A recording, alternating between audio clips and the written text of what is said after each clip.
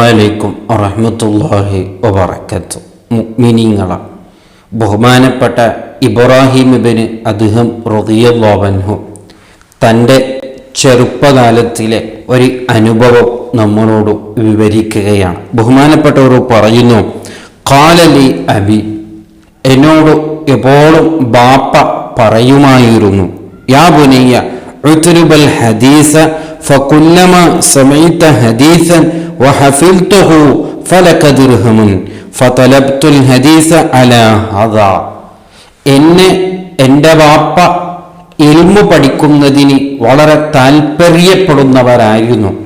ഞാൻ എത്രത്തോളം എന്നെ പ്രോത്സാഹിപ്പിച്ചിരുന്നു എന്ന് പറഞ്ഞാൽ, എന്നും എൻ്റെ ബാപ്പ പറയും, നീ ഒരു ഹദീസ് പഠിച്ചാൽ അതിന് നീ ഹിഫ്ളാക്കിയാൽ, അതിന് ഹിഫ്ളാക്കി എന്നെ കേൾപ്പിച്ചാൽ, നിനക്ക് ഒരു ഹദീസിന് ഫലമായി ഞാൻ നിനക്ക് 1 ദിർഹം നൽകുമെന്ന് എൻ്റെ ബാപ്പ എന്നും പ്രേരിപ്പിച്ചിരുന്നു.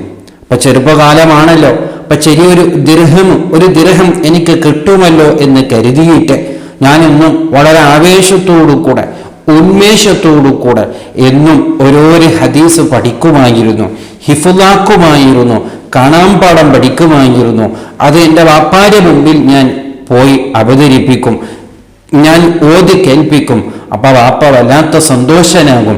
അപ്പോൾ വാപ്പ പറഞ്ഞതുപോലെ എനിക്ക് ഓരോരോ ഹദീസ് എനിക്ക് 1 ദിർഹം തരുമായിരുന്നു എന്ന് ബഹുമാനപ്പെട്ട ഇബ്രാഹിം ഇബ്നു അദ്ഹം റളിയല്ലാഹു അൻഹു തൻ്റെ ചെറുപ്പകാലത്തിലെ അനുഭവം അവിടെ നിന്ന് വിവരിക്കുകയാണ്. വളരെ ഗൗരവത്തോടു കൂടെ നാം മനസ്സിലാക്കേണ്ട ഒരു വിഷയമാണ്. നമ്മുടെ മക്കൾ പഠിക്കുന്നവരാണ്, അവർ ഭൗതികം പഠിക്കുന്നു, ഉഖ്റവിയായ ദീനും അവർ പഠിക്കുന്നവരാണ്.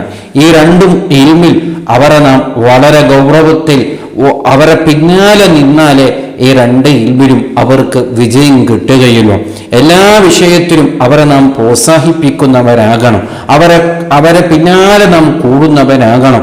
കേവലം അവരെ നീ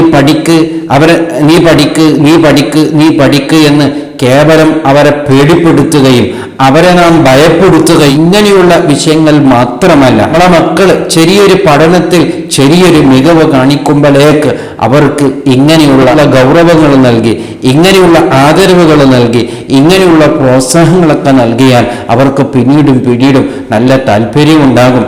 പ്രത്യേകിച്ച് വളരെ ഗൗരവത്തോടുകൂടി നാം ചിന്തിക്കേണ്ടത് നമ്മുടെ ദീനീപരമായ ഇൽമാണ്. അവർ നല്ല ഖുർആൻ പഠിക്കുന്നവരാകണം, നല്ല ഖുർആൻ പരിചയമുള്ളവരാകണം. ഖുർആനിന്റെ എല്ലാ അക്ഷരങ്ങളും എല്ലാ മഖ്റജുകളും തജ്വീദിന്റെ എല്ലാ നിയമങ്ങളും പാലിച്ച് നല്ല റാഹത്തിൽ ഓതുന്ന ഒരു മകനും നമുക്കുണ്ടെങ്കിൽ എന്തുമാത്രം സന്തോഷമാണ്. നാം തന്നെ ആഖിറത്തിൽ വിജയിക്കാൻ അത് വലിയ കാരണമായി തീരും. ആ മക്കൾ ഓതുന്ന ഓരോരോ ഹർഫിനിക്ക് നമ്മൾക്കല്ലേ പ്രതിഫലം കിട്ടുക. പക്ഷേ അവരങ്ങനെ ഓതുന്നവരാകണമെങ്കിൽ, അവരങ്ങനെ നല്ല ഓതി ശീലിച്ചവർ ആകണമെങ്കിൽ, അവർക്ക് നല്ല താല്പര്യമുണ്ടാകണമെങ്കിൽ അവരെ പിന്നാലെ കൂടണം. അവരോട് നാം പറയണം, നീ ഇന്നൊരു സൂറത്ത് ഹിഫ്ളാക്കിയാൽ നിനക്ക് ഞാൻ ഇന്നാലിന്നത് തരും.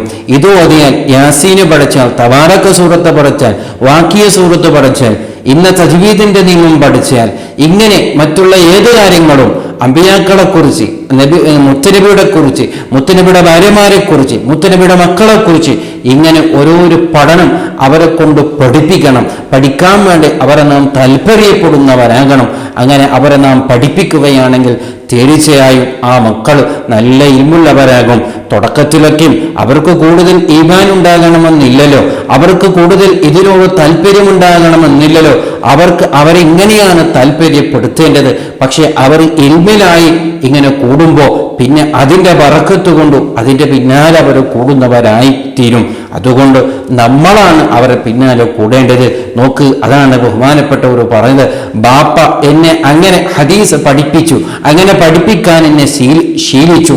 അതുകൊണ്ടാണ് ഇന്ന് എനിക്ക് ധാരാളം ഹദീസുകൾ അറിയാമെന്ന് വളരെ അഭിമാനത്തോടു കൂടെ ബഹുമാനപ്പെട്ടവർ നമ്മെ പഠിപ്പിച്ചിട്ടുണ്ടെങ്കിൽ നമ്മുടെ മക്കളും ഒരേ ദിവസം പറയണം, എൻ്റെ വാപ്പ എൻ്റെ പിന്നാലെ കൂടിയതിൻ്റെ പേരിൽ എനിക്ക് നല്ല ഇൽമ പഠിക്കാൻ എനിക്ക് താല്പര്യമുണ്ടായി, എൻ്റെ ഉമ്മ എൻ്റെ പിന്നാലെ കൂടിയതിൻ്റെ പേരിൽ ഞാൻ ഇത്രയെല്ലാം പഠിച്ചു, ഇത്ര വലിയൊരു ഉസ്താദായിപ്പോയി, ഇത്ര വലിയൊരു ആളായിപ്പോയി എന്ന് പറയാൻ ആ മക്കളെ കൊണ്ട് കഴിയണം. അതിന് വലിയ കാരണക്കാർ നമ്മളാകണം. അല്ലാഹു തൗഫീഖ് നൽകുമാറാവട്ടെ. സലാമു അലൈക്കും വറഹ്മത്തുള്ളാഹി വബറകാതുഹു.